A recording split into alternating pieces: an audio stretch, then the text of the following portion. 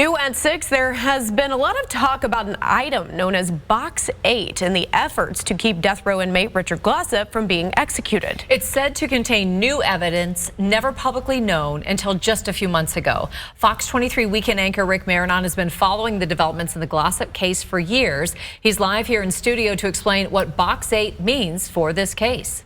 Well, Box 8, and that is the name of it, is exactly what it sounds like. One of 8 boxes holding evidence in this case. But unlike boxes 1 through 7, Box 8 was only opened just a few months ago.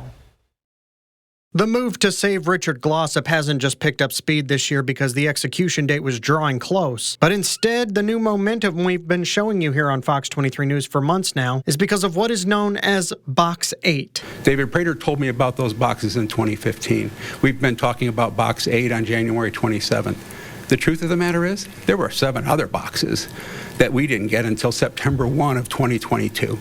Box 8 is a document box that Glossip's attorney and supporters have only had access to for a few months. And they, including celebrity psychologist Dr. Phil McGraw, believe holds part of the key to set Glossip free. And they withheld from the jury a very viable alternative explanation that created reasonable doubt. Box 8 contains multiple items that have been discussed for years, but there was no real solid proof of it. For decades, they sat under the watch of the Attorney General's office, unopened and inaccessible. According to court filings and an independent special counsel's report, Box 8 contains records and notes from prosecutors that show Justin Sneed was bipolar and addicted to meth when he was testifying against Glossip. Sneed is the man who confessed to killing motel owner Barry Van Treese and testified against Glossip in exchange for a life sentence without parole, a confession that Sneed tried to recant, according to information found in boxes 1 through 7. There was lots of stuff in those boxes, including the memo where the district attorney in trial, Connie Smotherman,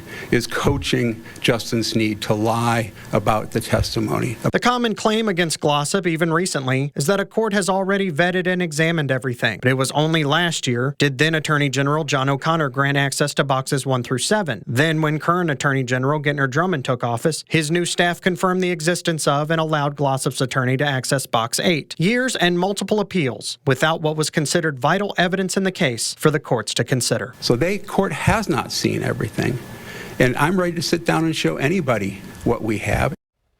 The Oklahoma Pardon and Parole Board and the U.S. Supreme Court both have the evidence from inside Box 8 before them. If a new trial is granted to Glossip, Box 8 and what was found inside will be used to shape legal strategy for any new trial moving forward. That is, if he gets one. Live in studio covering news that matters, I'm Rick Marinon, Fox 23 News.